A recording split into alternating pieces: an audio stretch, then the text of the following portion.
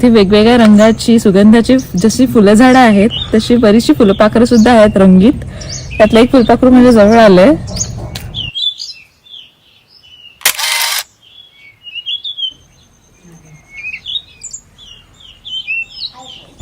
तर या होमस्टे मध्ये माझ्या मागे जी आहे ती आमची रूम आहे आणि बाजूला तशीच सेम आहे. वरचं पण बांधकाम चालू आहे, म्हणजे ते काही दिवसांनी चालू होईल.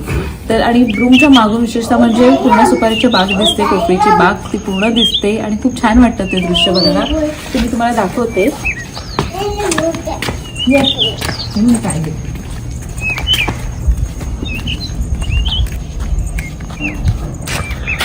आणि इथून पाटाचं जाणारं पाणी सुद्धा दिसतं. खूप छान वाटतं ते तुम्हाला मी दाखवते.